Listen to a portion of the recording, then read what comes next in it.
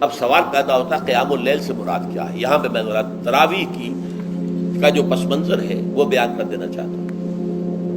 دیکھیے، جیسا کہ ہم نے خطبے میں بھی دیکھ لیا، اللہ نے قیام اللیل جو ہے اسے فرض نہیں ٹھہرایا، تطوع۔ قرآن مجید میں بھی اس کا کوئی ذکر نہیں، احادیث میں اس کی تشویق و ترغیب پوری موجود ہے۔ ایک اور حدیث بھی ہم بعد میں پڑھیں گے اس پر۔ اس کا پس منظر کیا تھا کہ اس کو چھوڑ دیا گیا۔ اب ظاہر بات ہے مسلمانوں میں کمزور بھی ہیں، مسلمانوں میں وہ مزدوری کرنے والے بھی ہیں، روزہ تو فرض ہے ان پر، چاہے مئی کا مہینہ ہے اور گندم کاٹنی ہے، روزہ تو پھر بھی رکھنا ہوگا، یہ سب کچھ ہے۔ لیکن یہ کہ رات کو پھر کھڑے رہنا ان کے لیے، جاگنا ممکن نہیں ہے، لہذا ان کے اوپر یہ چیز فرض نہیں۔ حضور نے تراویح کی نماز یا قیام اللیل نہ اسے فرض قرار دیا، نہ اس کے بعد جماعت کوئی اہتمام کیا مستقل۔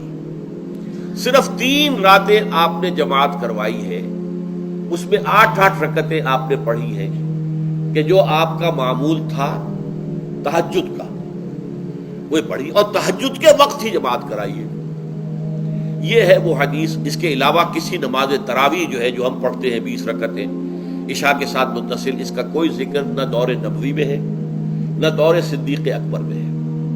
یہ دور حضرت عمر کی خلافت میں ہوا ہے، اور ہم نہیں کہہ سکتے کتنے سال کے بعد ہوا ہے۔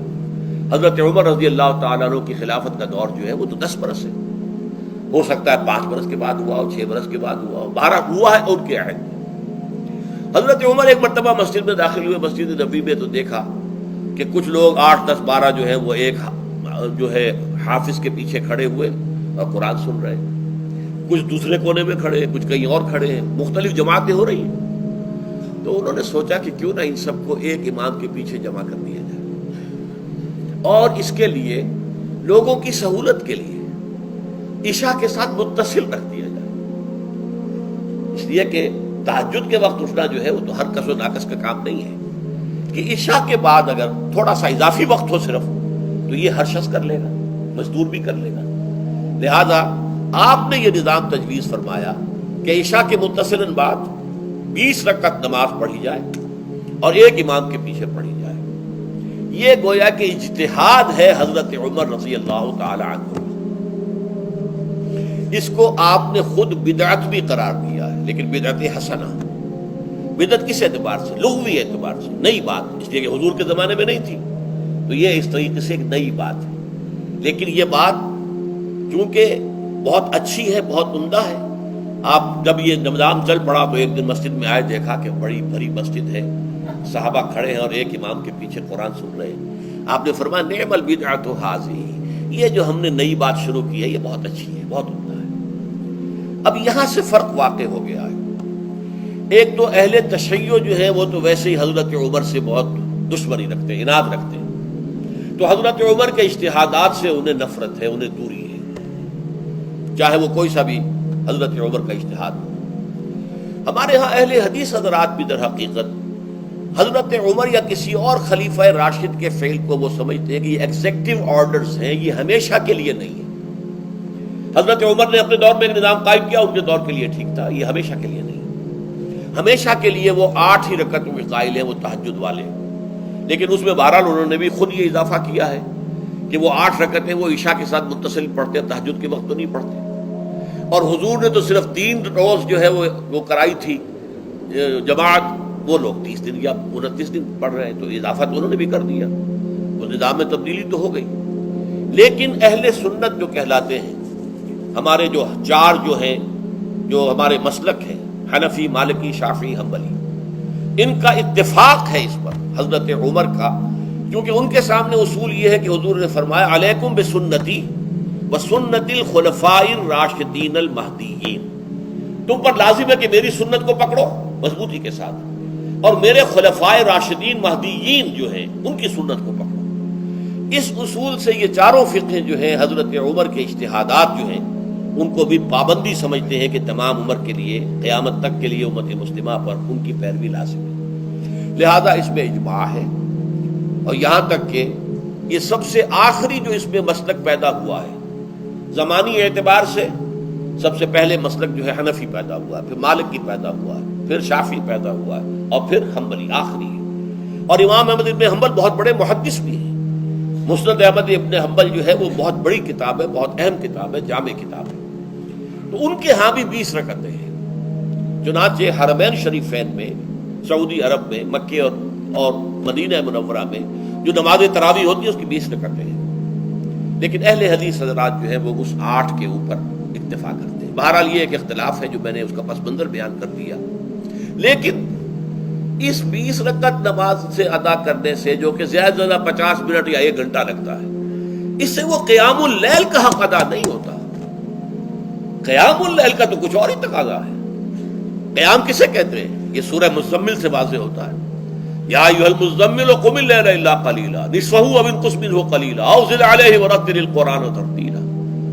آدھی رات یا آدھی رات سے کچھ کم، یعنی تہائی رات، یا آدھی رات سے کچھ زائد، 2 تہائی رات، یہ ہے قیام اللیل. چنانچہ سورہ مزمل ہی کی آخری آیت جو دوسرا رکوع مشتمل ہے جس پر، اس میں صاف کہہ دیا گیا ان ربک یعلم انک تقوم ادنی من ثلثی اللیل ونصفہ وثلثہ وطائفۃ من الذین معک. اے اللہ کے نبی، اللہ خوب واقف ہے کہ آپ بھی اور آپ کے ساتھ ایک جماعت بھی رات کو کھڑی رہتی ہے، 2 تہائی رات یا آدھی رات یا 1 تہائی رات. تو یہ سارا معاملہ جو ہے قیام اللیل کا، گویا کہ کم سے کم 1 تہائی رات پر اس کا اطلاق ہو سکے گا، یہ نہیں کہ 1 گھنٹے. اب اس کے ضمن میں دیکھیے حدیث پڑھیے. تیسری حدیث ہے عن عبداللہ ابن عمرو ابن العاص رضی اللہ تعالی عنہ. یہ وہی عبداللہ ابن عمرو ہے جن کی میں نے آپ کو حدیث پہلے سنائی ہے. یہ ساری رات کھڑے رہتے تھے، پوری رات، اور ہر روز روزہ رکھتے تھے، جس پر حضور نے منع کیا، لا تفعل، مت کرو ایسا. رضی اللہ عنہما، یہ خود بھی صحابی ہیں اور ان کے والد عمرو بن العاص بھی صحابی ہیں. ان رسول اللہ صلی اللہ علیہ وسلم قال، کہ اللہ کے رسول صلی اللہ علیہ وسلم نے فرمایا الصیام والقرآن یشفعان للعبد. روزہ اور قرآن بندے کے حق میں شفاعت کریں گے. یقول الصیام، روزہ یہ عرض کرے گا اللہ کی جناب میں، اے رب پروردگار، انی منعتہ الطعام والشہوات بالنہار، میں نے تیرے اس بندے کو دن کے دوران کھانے پینے سے اور اپنی شہوت کا تقاضا پورا کرنے سے روکے رکھا، یہ میری وجہ سے روکا رہا، تو میری شفاعت اس کے حق میں قبول فرما. فشفعنی فیہ، میری شفاعت اس کے حق میں قبول فرما. ویقول القرآن، قرآن کیا کہے گا؟ منعتہ النوم باللیل، میں نے اسے رات کے وقت سونے سے، نیند سے روکے رکھا. فشفعنی فیہ، تو اس کے حق میں میری شفاعت قبول فرما.